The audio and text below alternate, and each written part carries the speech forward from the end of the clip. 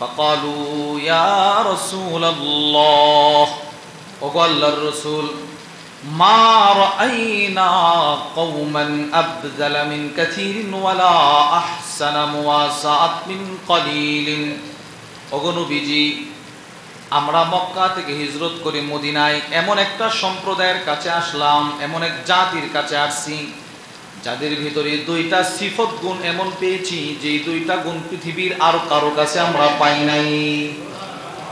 দুইটা সিফত ভিন্ন এদের মধ্যে আমরা পাইছি, অন্য কোথাও কোনো সম্প্রদায় কোনো মানুষের কাছে নাই।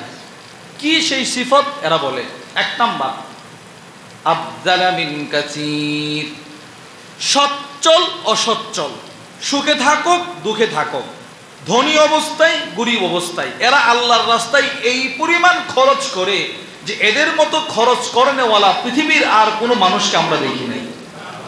মদিনাওয়ালারা কারা বলেন? মদিনাওয়ালা। আচ্ছা, আর কি দেখছো? ওয়ালা আহসানা মুওয়াসাত মিন কলিল, অসচ্ছল, নিজের পেটে খাবার নাই, এরপরেও তারা মানুষের সাথে যেই সুন্দর আচার আচরণ সহানুভূতি দেখায়, মানুষকে নিজেদের উপরে প্রাধান্য দেয়, যে এই রকম মানুষ আমরা দ্বিতীয় কোথাও পাই নাই। কি ভাই, কি পরিমাণ দামি মানুষ ছিল তারা! এরপরে শব্দ শুনলে আরো আশ্চর্য হবেন। এবার সাহাবারা রাসূল যেমন কেমন এদেরকে প্রশ্ন করলেন, একটু বলো তো দেখি এরা তোমাদেরকে কি পরিমাণ আনন্দে রাখে। এবার সাহাবারা বলে, লাকাদ কাফাউনাল মুনা, আমাদের দুঃখ কষ্ট দূর করার জন্য মদিনাওয়ালারাই যথেষ্ট। আমরা যে বাড়ির থেকে আসছি মা বাপ ছেড়ে, আমরা যে বাড়ির থেকে আসছি সহায় সম্পদ ছেড়ে, এই কষ্টগুলো দূর করার জন্য মদিনার হার আনসার সাহাবী যথেষ্ট। তাই নাকি? হ্যাঁ, আর কি করে? ওয়া আশরাকুনা ফিল মাহনা, ওগো আল্লাহর রাসূল, এরা এতই ভালো মানুষ, নিজেদের কষ্টে অর্জিত সম্পদগুলো দুভাগে বিভক্ত করে এক ভাগ আমাদেরকে দিয়ে দেয়।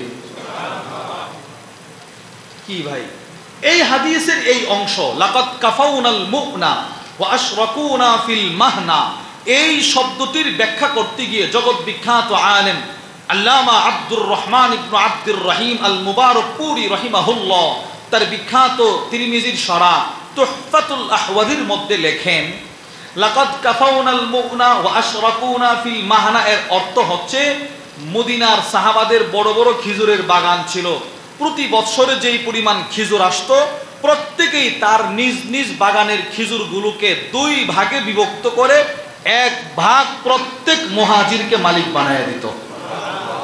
এই অংশটা আপনার জান। মজার বিষয় হচ্ছে তিনি লেখেন, এই খেজুরের বাগানটা এত সুন্দর করে খেজুর আসার পিছনে মালিকের পরিশ্রম করার দরকার আছে না নাই? যত ধরনের পরিশ্রম করা দরকার, বাগানের শেষ দিয়ে পানি দেওয়া, গাছ পরিষ্কার পরিচ্ছন্ন রাখা, পরিচর্যা করা। মুহাজিররা বলে, ওগো আল্লাহর রাসূল, এক বছরে যেই পরিমাণ কাজ করা দরকার সব তারা করে, আমাদেরকে বাগানে কাজ করার জন্য ঢুকতেই দেয় না।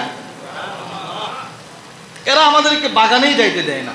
না, আপনারা মেহমান, আপনারা নবীজির মেহমান, আপনাদেরকে তো কাজ করানো যায় না, এরা বসায় রাখে। এজন্য মুহাজির সাহাবারা আল্লাহর রাসূলকে বলে, দেখেন কি কথাটা বলছে, হাত্তা খিফনা আন ইয়াযহাবু বিল আজরি কুল্লি,